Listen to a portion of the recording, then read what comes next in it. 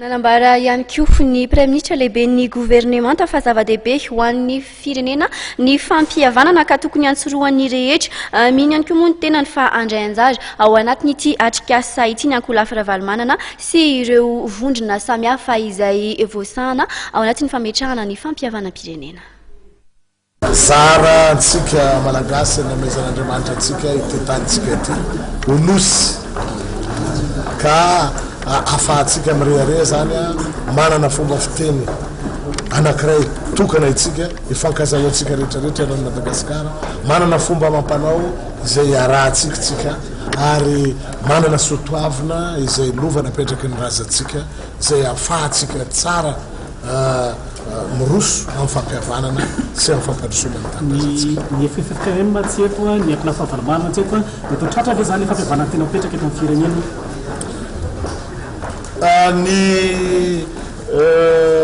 digana ohatran'izao dia tsy maintsy misy ihany ny indrokely madinidiniky. Ny tsy rahatongava an'ireo olona ireo angamba ataoko tsy hoe tsy fitiavany ny fihavanana akory fa mbola misy fisalasalana madinidiniky.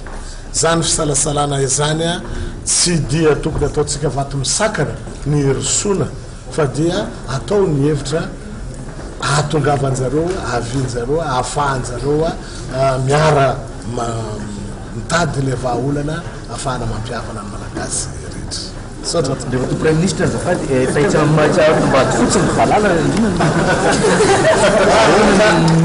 gouvernemanta mahakasika an'izay. Efa misy resaka be dia be atao mikasika an'le valala iarahantsika amin'ny FAO io. Ny ministeran'ny fambolena dia efa mandray ny andraiky ny rehetrarehetra fa izao no tokony fantatsika amin'izao fahavaratra izao raha tsy tapitra ny fotoana fahavaratra zany sarotra dia sarotra ny adina amin'ilay valala satria fotoana koa izao manatody ireny valala ireny ka aingana dia aingana loatra ny fahatongavany fa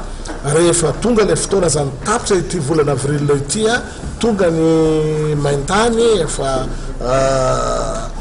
tonga ilay fotoana zany dia efa tsy maintsy ny fitaovana rehetrarehetra ny fanafody iadina amin'ny valala dia efa misy eto amintsika eto efa miroso amin'izany ny fitondram-panjakana amin'izao fotoana izao ny ministeran'ny fambolena iarahantsika amin'ny mpiara-mombonantoka amintsika izany ny FAO indrindraindrindra efa misy helicoptera eto efa misy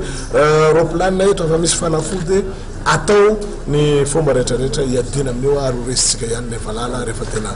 tonga le fotoana iadibana aminy fa amin'izao fotoana izao sao dia embermena fotsiny no atao raha toka sy mifanaraka amin'ny fahalalana izay ananan'ireo manam-pahaizana mikasika.